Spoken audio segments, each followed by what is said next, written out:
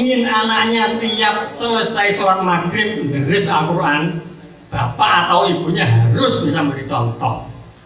Tidak bisa lain tuh kelanggar jamaah ke masjid jamaah, bapak ibunya nonton sinetron, bapak TV sendiri nonton bal-balan, ibunya sendiri di belakang nonton sinetron. Anaknya keluar nggak sampai musola. Kalau ingin membangun generasi muda Ahmadi, kita mulai dari diri kita masing-masing gitu. Dari lingkungan keluarga kita masing-masing. Tidak bisa tidak, ya anak-anak kita, dzurriyyah kita ajak dalam kegiatan pengajian, kegiatan keagamaan, kematian, kita ajak, kita kenalkan, kita biasakan, gitu loh.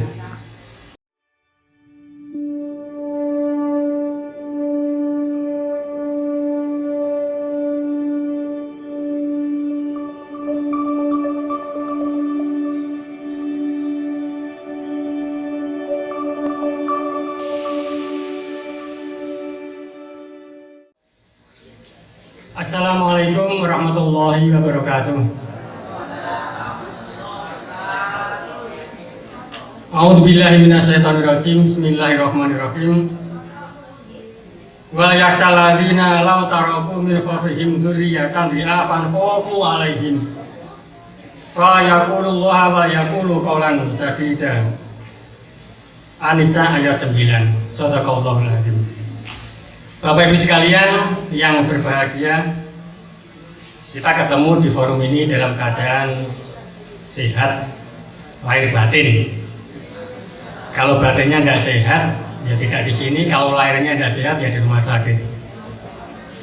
Kita di sini berarti sehat lahir batin. Tadi sudah diperkenalkan saya. Mungkin yang belum kenal, mungkin. Tapi mudah-mudahan semua sudah kenal saya. Saya ada di Radar Indonesia.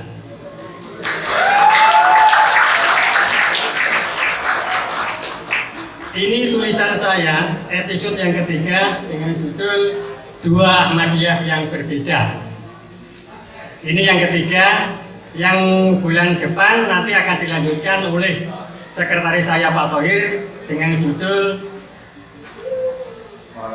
Maulana Muhammad Ali, penyelamat ajaran Ahmadiyah atau ajaran Mirza Ghulam Ahmad.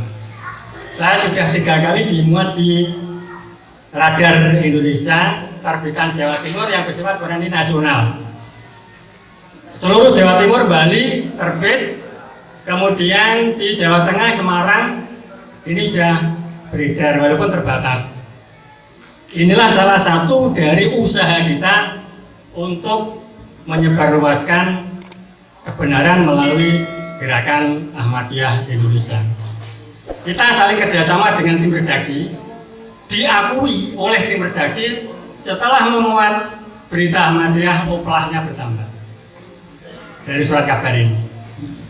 Nah, karena bertambah oplahnya itu sendiri, penyiaran kita juga semakin luas dan kita mendapatkan fasilitas yang sangat dimudahkan. Kita sekali muat itu hanya Rp250.000. Padahal kalau kita minta dimuat sekitar Rp850.000. Kita minta dimuat. Karena yang meminta sana untuk memuat kita hanya diberi harga Rp250.000 sekali kita memasukkan materi di dalam surat kabar Radar Indonesia ini. Apa ada gunanya ini? Setelah sebelumnya kita terbit di Rakyat Media Pos milik Bupati Jombang khusus Jawa Timur. Terus ada tawaran yang sifatnya nasional, kita masuk yang koran yang sifatnya nasional.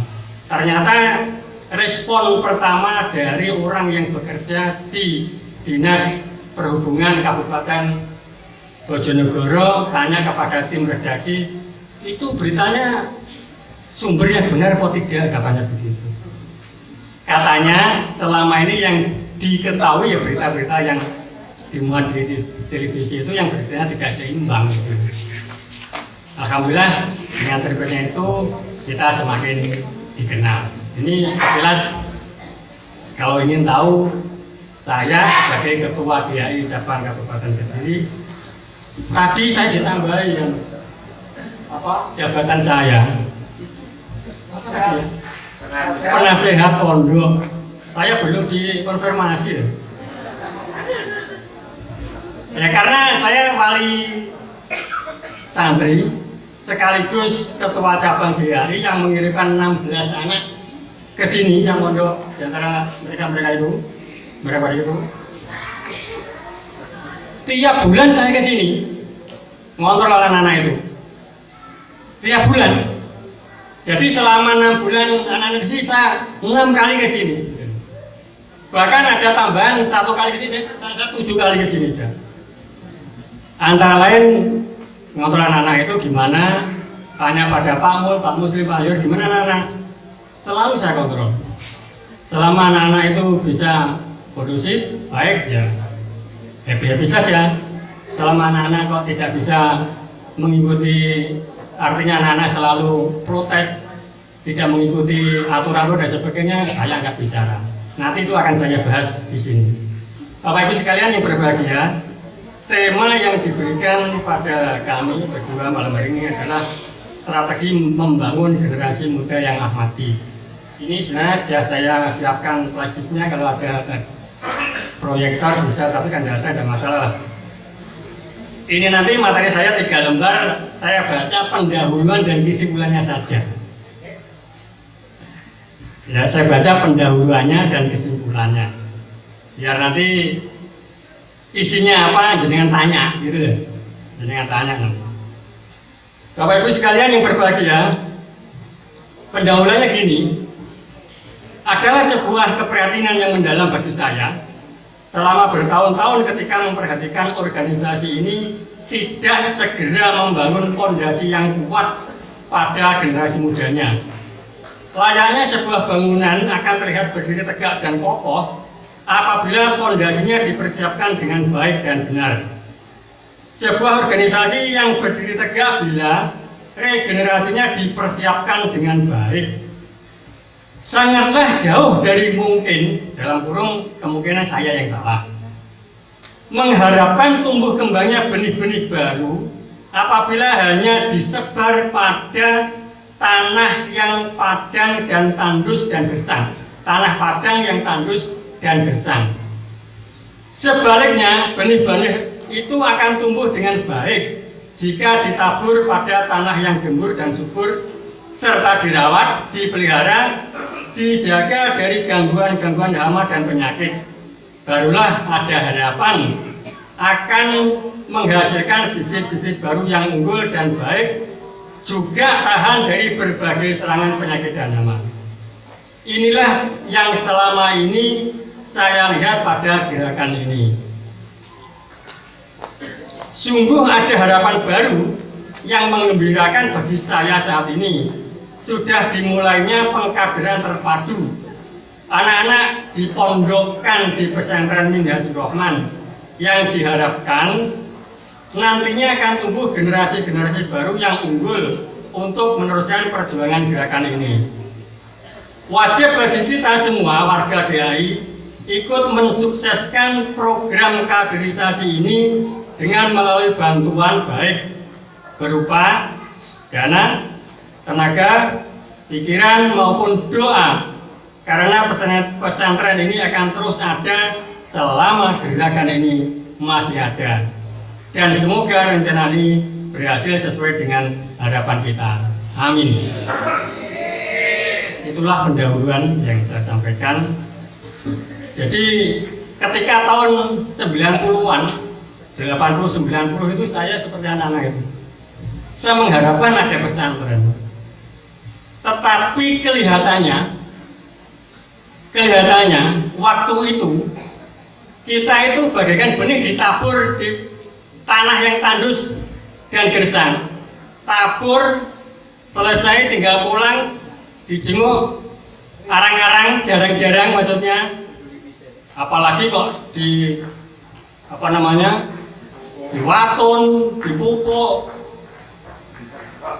disemprot, nyaris tidak ketika itu. Nah, contoh di Kediri ketika itu ada 60-an anak seusia saya yang agak senior sedikit agak junior, sekitar ada 60-an.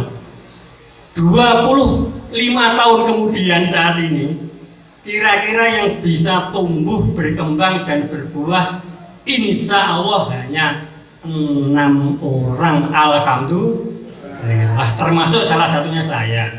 Itu Pak Bendara, Pak Kanan, juga Pak Sekretaris saya, Pak Mutori Alabas, antara lain itu. Nah, seandainya cabang itu tidak punya 60 generasi, berarti ya tidak ada yang tumbuh, apalagi kok berkembang berbuah. Yang punya 60 generasi aja tumbuhnya berkembang berbuah 6 kok.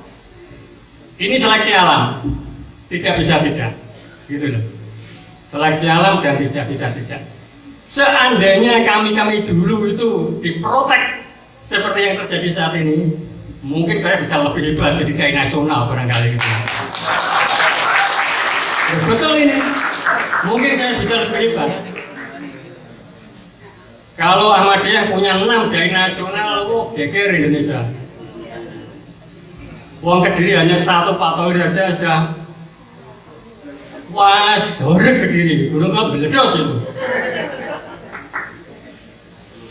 Tadi pagi kan sudah disampaikan, Pak, kalau saya mau kegiatan itu Polres hanya saya telepon dari rumah, Pak, saya akan kegiatan. Jawabannya, oh ya silakan kegiatan, nanti kalau sempat saja buat apa namanya itu, laporannya. Sampai kita dipermudah gitu, dipermudah. Makanya memang suatu keharusan untuk menciptakan suatu generasi baru. Alhamdulillah. Jadi keprihatinan saya mungkin juga saudara-saudara sekalian yang sudah bertahun-tahun ini, tahun ini sudah diwujudkan. Anak-anak tadi sudah menampilkan kemampuannya. Sebagian dari anak-anak di kelasnya masing-masing akademisnya dapat ranking 1. Mereka semua dari 5 besar. Nah, ini dari hasil jerih payah kita semua, gitu. Jerih payah kita semua. Nah, yang penting bagi saya sebenarnya kalau ingin membangun generasi muda Ahmadi, kita mulai dari diri kita masing-masing, gitu. Dari lingkungan keluarga kita masing-masing. Tidak bisa tidak, ya anak-anak kita, dzurriyyah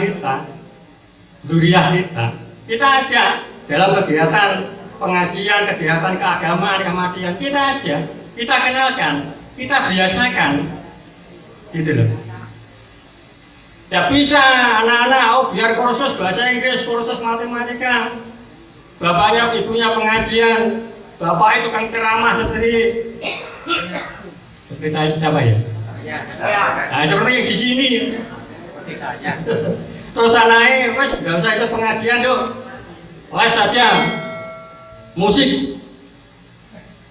Misalnya, nggak bisa, ya harus diajak. Loh, apakah tidak diprotes dengan anak lo? Dromos, ngajak anak-anak ikut pengajian itu lo dromos, diprotes gitu loh. Jawabannya orang tua mudah. Kalau kamu enggak menurut bapak, menurut sopo, selesai. Kalau enggak menurut bapak, menurut sopo.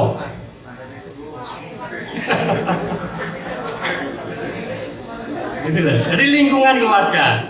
Nah, ini ada beberapa hadis ayat Quran, nggak bisa saya baca keseluruhan. Jadi kita mulai dari lingkungan keluarga. Kita mendidik anak dengan baik, ya, dengan baik. Karena anak adalah amanat dari Allah Subhanahu Wa Taala. Yang kedua, kita beri pelajaran budi pekerti yang mulia. Dan sekaligus orang tua sebagai contoh bagi anak-anaknya. Antara lain tentang cara bergaul, sopan santun, cara ngomong. Nah, ini orang tua ya harus menjadi contoh bagi anaknya. Harus jadi contoh. Kalau ingin anaknya tiap selesai sholat maghrib menulis Al-Quran, bapak atau ibunya harus bisa memberi contoh. Sampai tanya apa Pak Sadi juga gitu, enggak. Yang jelas ibu saya yang cari duit gitu loh. Artinya orang tuanya harus memberi contoh. Orang tuanya ada 2, bapak dan ibu. Sewaktu-waktu anak kalau tidak deres, dituturi, diomongi, bahasa timurnya diseneni. Ketika diomongi nggak bisa bantah, karena apa? Wong ibunya juga dari biasa kok. Itu hanya sekedar baca saja gitu. Nggak bisa lain dok, ke langgar jamaah, ke masjid jamaah, bapak ibunya nonton sinetron. Bapak TV sendiri nonton bal-balan, ibunya sendiri di belakang nonton sinetron. Anaknya keluar, nggak sampai musola. Mungkin cakro digambarkan tadi ya. Drama tadi digambarkan, mungkin cakro buat grup apa namanya itu oplosan. Apa ora iman duwite kangge tuku banyu setan duwe. Orang tuanya udah tahu. Jam ngisa pulang dia pulang. Sudah Pak. Sudah Nduk, sudah Bu. Tidak tahu orang tuanya. Nah ini gawat ini. Jadi itu mendidik, memberi pelajaran budi pekerti, mengajarkan anak-anak sesuatu yang bermanfaat bagi agamanya. Nah ini juga penting dalam surat Al-Luqman ayat 17 ini nasihat Luqman. Yang saya paling terkesan adalah ayat yang saya baca tadi, An-Nisa ayat 9 yang artinya, dan hendaklah orang-orang takut kalau di belakang hari mereka meninggalkan keturunan yang lemah, yang mereka merasa cemas akan nasib mereka, dan hendaklah mereka bertakwa kepada Allah dan berkata dengan kata-kata yang baik. Jadi orang tua itu harus ada rasa kekhawatiran, ketakutan. Kalau dunia saya, anak saya, anak keturunan saya itu lemah budi pekertinya, lemah ilmunya, lemah agamanya, lemah ekonominya dan sebagainya. Sehingga jadi generasi yang tidak cerdas, tidak bisa bersaing gitu. Ini penting sekali, jangan disepelekan ini. Kalau ingin Ahmadiyah berkembang, siapa generasi kita? Anak-anak kita sendiri. Tidak bisa tidak. Terutama anak-anak sendiri. Kalau anak kita sendiri tidak bisa, kok anak orang lain diajak. Kalau sampai terus diganti, anak sampai sendiri tiap hari oplosan kok ngajak anak saya, gimana jawaban kita? Tidak bisa. Ini orang tua yang harus memulainya terhadap generasinya masing-masing, anaknya masing-masing. Jadi kita mulai dari lingkungan keluarga. Nah, yang kedua ini adalah lingkungan organisasi. Ada beberapa dasar ayat yang menjadi acuan, tapi tidak saya bacakan semuanya. Salah satunya begini, dalam surat Quran suci surat Al-Baqarah ayat 122, wa ma kana al-mu'minuna liyanfiru kafatan falaula tafara min kulli firqatin minhum ta'ifatul yatafaqahu alladzi waliyudhiru qaumahum idza raja'u ilaihim la'alahum yahdarun. Dan janganlah kaum mukmin pergi semuanya ke medan tempur.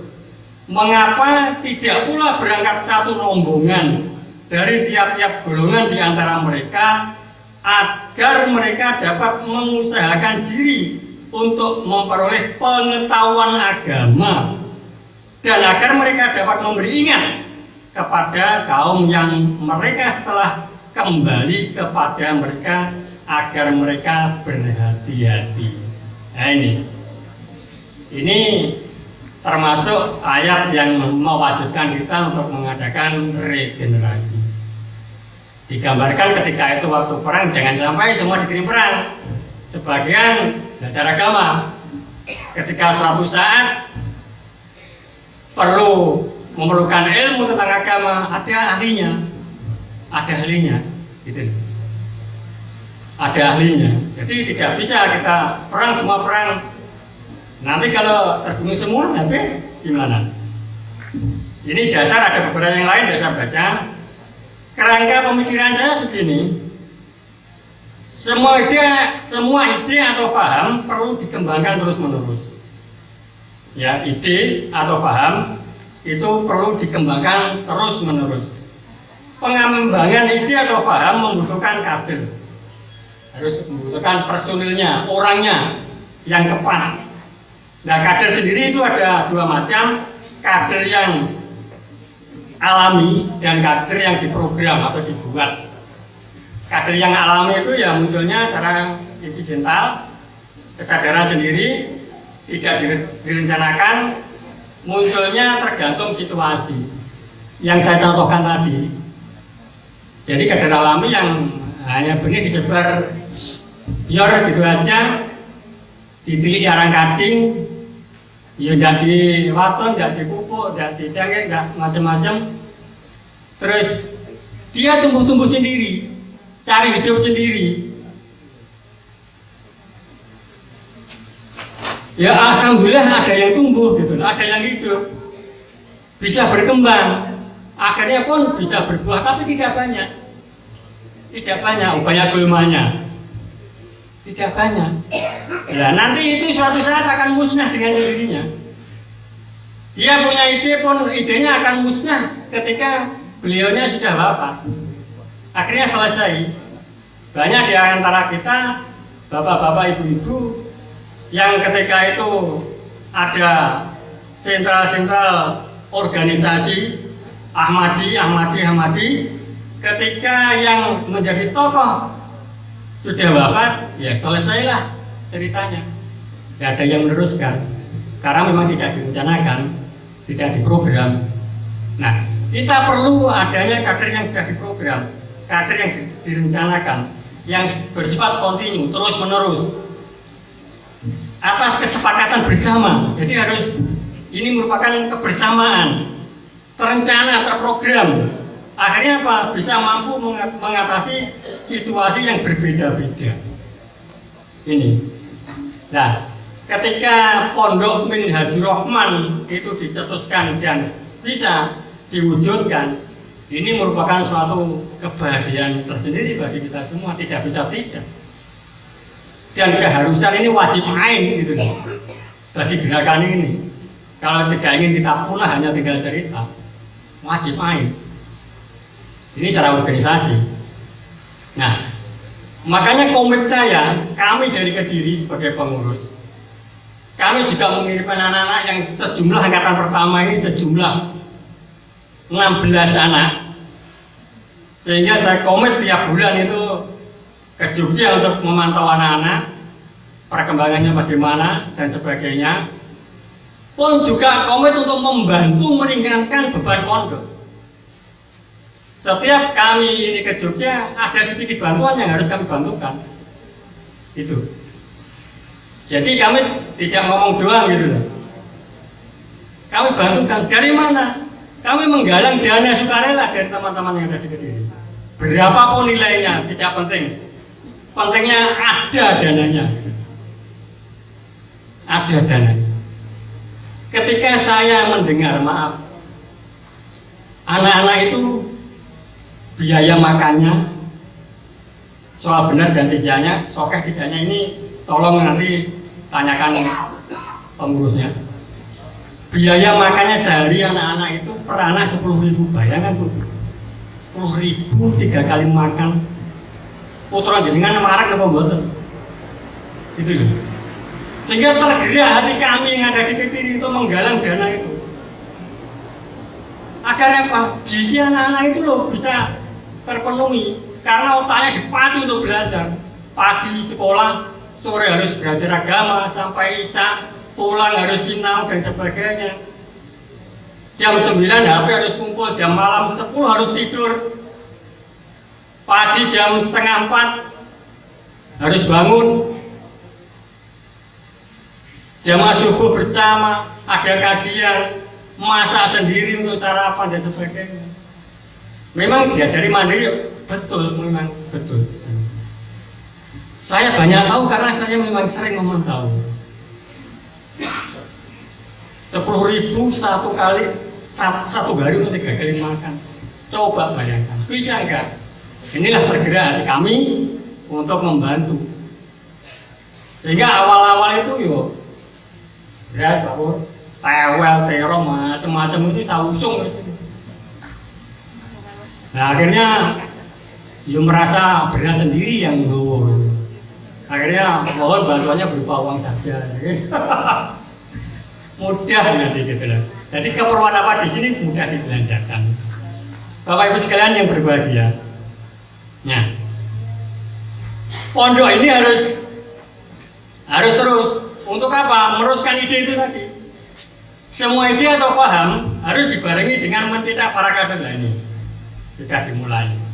Ini sesuai dengan sistem kehidupan organisasi modern.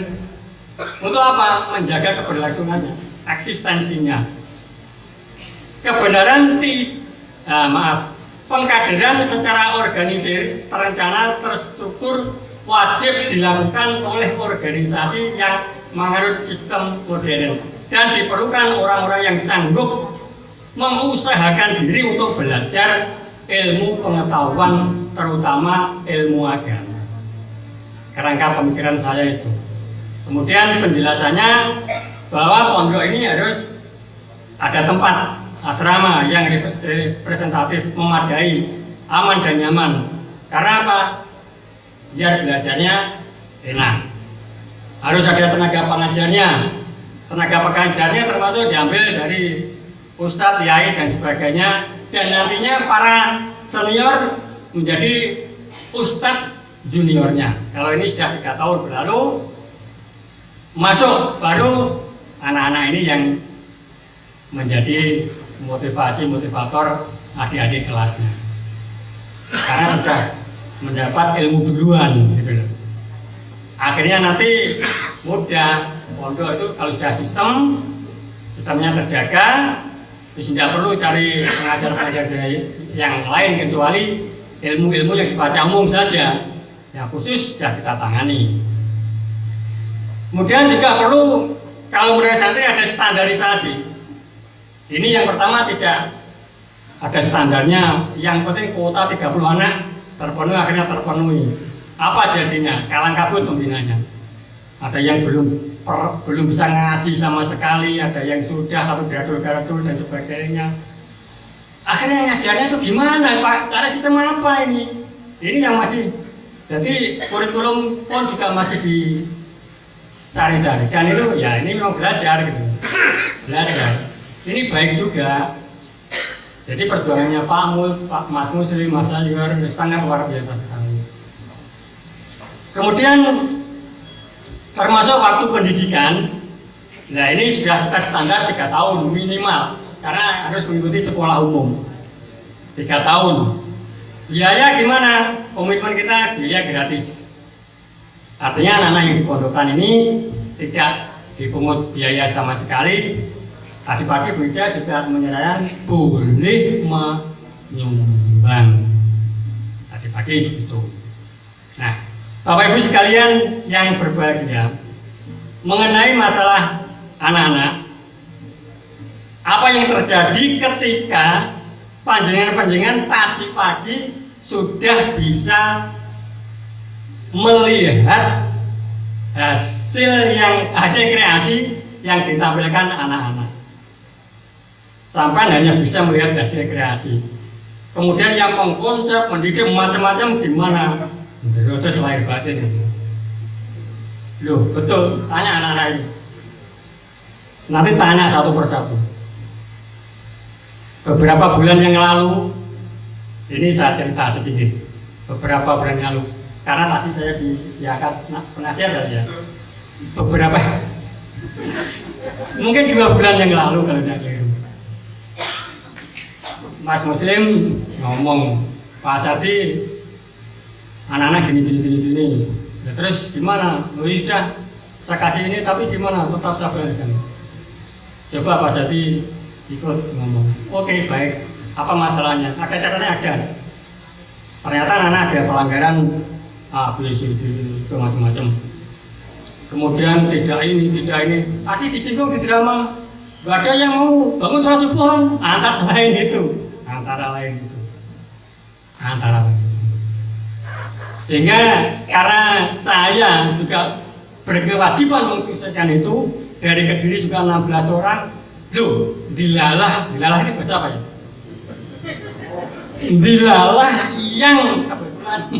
Dilalah yang banyak melakukan pelanggaran juga anak-anak saya. Akhirnya dari Kediri. Saya panggil anak-anak, saya dudukkan. Termasuk kebiasaan merokok. Bapak Ibu sekalian yang putranya, bukan putrinya ya kalimat saya, yang putranya biasa merokok, itu terus terang 2 bulan yang lalu saya marahi habis-habisan, sehingga tidak berani merokok karena habis, tidak berani merokok. Nah, belum selesai di situ, jadi anak-anak saya panggil satu-satu. Ini sudah saya laporkan pada orang tua sampai masing-masing satu-satu. Terus di masjid ini itu saya ulangi kalimat saya. Anak-anak, sampean itu dikirim di pondokan Minhajul Rahman hanya satu harapan orang tua. Belajar jadi anak yang soleh dan solehah. Tidak, yang lain tidak. Belajar jadi anak soleh solehah. Sanggup nggak? Saya gitu kan memang betul. Pondok ada aturan kesepakatan yang harus ditaati. Antara lain yang laki-laki tidak boleh merokok dan membawa rokok selama mondok. Sanggup nggak? Nggak sanggup, pulang hari ini. Saya berikan tiket. Tanya kalau tidak percaya. Pulang hari ini, saya berikan tiket. Sampai 3 tahun keluar harus lanyah baca Quran. Sanggup nggak? Nggak sanggup, pulang hari ini. Masih 2 bulan di sini. Sancam begitu. Pulang hari ini. Sampai 3 tahun selesai harus bisa pidato. Soal isinya saya tidak ngurus. Berani pidato. Sanggup nggak? Nggak sanggup, pulang hari ini. Tidak ada yang berani jawab. Tanya, berani jawab pulang. Saya pulang siapa? Nggak berani. Saya sampaikan pada anak-anak, kalau sampai harus bayar sekolah sini, masuk SMA itu uang gedungnya berapa? Berapa? 4 juta. SPP-nya berapa? SMK uang gedungnya berapa? Di atas 5 juta. Ya. Selama 3 tahun SPP-nya, biaya hidupnya berapa puluh juta. Yang saya dengar ATP rata-rata 1 bulan 500 kali 3 tahun 18 juta. Belum uang makannya tiap hari sekali makan 10.000, sehari 30 kali 1 bulan kali 1 tahun kali 3 tahun berapa, hitung sendiri anak-anak saya gitu. Belum kos sampaian di sini. Sanggupkah Bapak Ibu sampean menyediakan 100 juta 3 tahun di sini? Sampean tidak dipungut biaya. Bapak Ibu sampean sampean hanya belajar jadi anak soleh solehah. Selesai. Nggak sanggup, pulang hari ini saya berikan tiket. Tidak ada yang berani. Pak, saya pulang saja, tidak ada. Betul nggak anak-anak? Ya, betul. Tanya lagi, tanya. Dalam rangka apa itu? Saya itu cinta kasih mereka gitu loh. Saya ingin anak-anak menjadi anak yang betul soleh dan solehah, generasi yang siap pakai gitu loh. Wong saya saja yang tidak diprogram bisa, apalagi anak-anak yang diprogram gitu loh. Apa soalnya? 10 menit masih. Tadi bilangnya sampai subuh kok. Ya, salahnya siapa? Oh, subuhnya 10 menit lagi. Oke. Uang materinya sudah hampir habis. Nah ini. Nah, ketika anak-anak tampil, itulah antara lain. Tadi saya tos anak-anak. Dia Pak Matur, tapi kan kita senang ini sebelum dia Pak Matur semuanya. Alhamdulillah sadar dia gitu loh. Nah setelah ini saya tidak senang diri. Oke. Antara lain itu. Inilah harapan kita itu. Nah selain itu harus ada kurikulumnya. Jadi Quran hadisnya harus, karena Quran hadis sumber dari segala sumber hukum agama Islam. Bahasa Inggris, Arabnya, tarikh sosiologinya, politik manajemennya untuk mengatasi masalah di lapangan gitu loh. Yang terakhir tajdid atau keahmadiyahnya itu harus diwajib karena ciri khas Ahmadiyah. Nah, Kemudian pengembangannya metode dakwah, pidato tadi sudah ada pidato, anak-anak sudah dipelajari pidato. Kita perbanyak nanti atau diskusi, komunikasi, penerbitan, surat menyurat, silaturahmi dan sebagainya, jurnalistik, membuat karya tulis, kemudian dan metode-metode lain yang dimungkinkan untuk pengembangan kreativitas anak-anak termasuk drama tadi. Sudah bagus, jadi antara itu loh sampai bisa anak seperti itu apa prosesnya panjang dan antara lain dari saya yaitu tadi tak senyanyi gitu kalimatnya. Kesimpulan saya, anak-anak harus dikenalkan dan dibiasakan mengikuti kegiatan-kegiatan keahmadian. Hanya itu kuncinya. Kalau ingin membangun atau strategi membangun generasi Ahmadi. Kalau panjenengan tidak mengenalkan, membiasakan anak-anak untuk mengikuti kegiatan-kegiatan keahmadian, ya tidak kenal. Mungkin itu cukup, kurang lebihnya mohon maaf. Assalamualaikum warahmatullahi wabarakatuh.